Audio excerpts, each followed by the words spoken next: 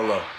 This is a special interview in which we ask people about how they feel on education, film and radio, and sports, all in the 1920s. First, we have Arturo Lara on the scene, interviewing people about education in the 1920s and how they feel about it.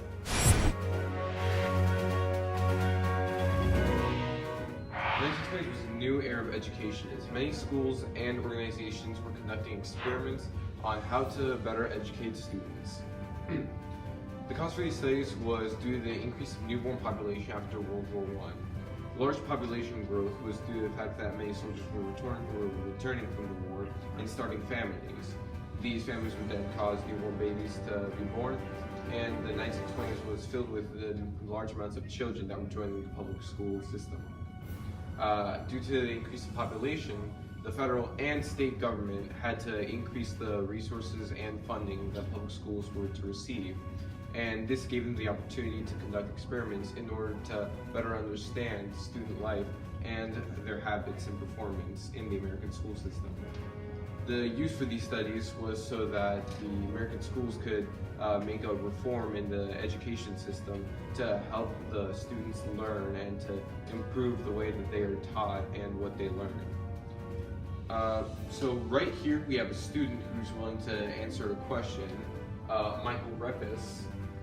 Michael, do you believe that the current school system and current education system needs to be reformed, much like how it was in the 1920s, in order to benefit the student? No, because everyone is doing fine. One of the most major changes that occurred in the 1920s education was the influx of jobs that were being given to students after they graduated. In the 1920s, the companies were working with public schools and secondary schools to help build programs that would benefit the students by helping them ensure a successful academic career and a job once they were finished. These programs would help the students by giving them jobs in the corporations that sponsored the programs after they graduated. And it was more like a reservation for a job as long as they were succeeding well in their academic career. Currently, that doesn't exist as much in the United States anymore, especially in high schools, which these programs would take place. Second, we have Anthony and Kyrell interviewing people about film and radio and how they felt about it in the 1920s. Hollywood was established as the main film production center of America by the early 1920s. It became the world's first film capital and claimed to be the nation's fifth largest industry. At first, films weren't viewed a lot and weren't really popular until the middle of the decade. During this time, film attendance soared. Over 50 million people a week went to the movies. In Chicago, theaters had enough seats to have half the population view a film per day. Certain theaters catered to working class people, thus increasing the overall reach of the field of film to multiple economic classes in America. Later in the decade, theaters in middle-class neighborhoods became increasingly luxurious by featuring French Renaissance, Egyptian, Moorish, and other exotic type of decorations.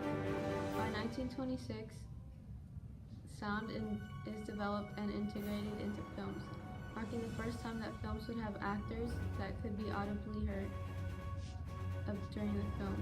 These films became known as talkies, and after the introduction of these types of films, many working class movie theaters shut down because they were unable to meet the cost of converting the film to have sound. With the introduction of sound, movie attendance increased from 50 million a week to 110 million by 1929. 1926 marks the first film with sound in America, produced by Warner Bros.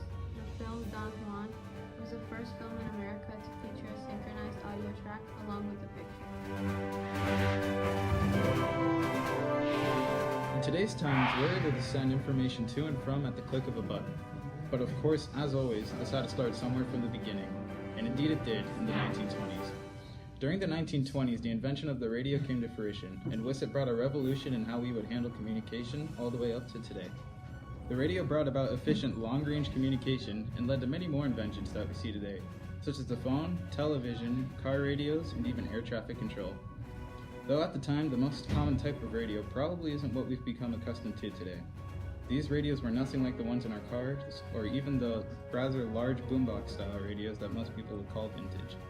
The most common type of radio for the 1920s was the inexpensive crystal radio. This radio, costing around $6 at the time, could be assembled by using a lead crystal and a thin piece of wire. From this, many people were able to jump into the growing desire for radios, and from this craze sprung the first radio stations in the US. By November 2nd of 1920, the first radio station, KDKA, went live to transmit its first broadcast to the nation. Here we set out to ask people how they would react if we were to switch back to pure radio broadcasting rather than our more modern options we see today. Do you think radio is still relevant today with the availability of both TV and live broadcasting? Definitely, because people can't watch TV when they're driving in their car, and a lot of us have very little time on our hands. Sometimes if you're doing the dishes, you want to just have an earbud in to be listening to something, or I listen to Audible sometimes to listen to stories and news, and there's other iHeartRadio and other news stations that you can just listen to on the way to work or whatever, when you're not able to watch TV and you have to do other things at the same time, but you want to be entertained. Thank you. Hello. This is a special interview in which we ask people about how they feel on education, film and radio, and sports, all in the 1920s.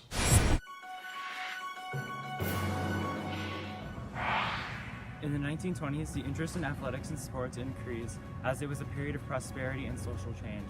This era for sports was known as the golden age of American sports, or even the age of the spectator. Sports and athletes became popular subjects for advertising and entertainment in many different sources, such as newspaper, film, radio, movies, media, and sporting events. And sporting events were held in newly built stadiums such as the Yankees, Just keep going. and sporting events were held in newly built stadiums such as the Yankee Stadium and the Madison Square Garden. There are many popular sports in the 1920s that are still popular in modern day society, such as boxing, basketball, baseball, football, golf, tennis, swimming, and ice hockey. Baseball was one of the most important sports of the 1920s, as many people followed the sport through different sources, such as the radio, film, and newspaper. In addition, many people played the sport, and athletes enjoyed watching the professionals. One of the most prominent figures in baseball was Babe Ruth, who was the right fielder for the New York Yankees. His fans would cheer and would be excited whenever he played. Boxing was almost as popular as baseball. Jack Dempsey was a heavyweight champion during the 1920s. Back in the 1920s, men primarily played sports, and women had little or no opportunities in athletic activities. Girls were raised to act like ladies in this era, and participating in sports would not be ladylike. Women had to fight for the right to participate in sports. The first time women were able to participate in the Olympics was in Paris in 1900. Now, in modern day society, everyone is justified and has privileges to play and participate in different sports regardless of gender. There were also segregation when it came to athletics in the 1920s. However, sports were equally as popular to most races. African Americans were not supposed to participate with whites during this era. It was seen to be disrespectful to the different races if an African American were to play a sport with a white American. Today, everyone can interact with each other during different sport activities, regardless of their ethnic background. Modern day society would be different if sports were still segregated and women were not allowed to participate. I feel like a lot of people would probably be outraged by this. I feel like I would be accepted by today's standards, and I don't think it would be too long before people started making changes for that to change. Thank you for your answer. That's all the time we have for today's special interview. Catch you all later.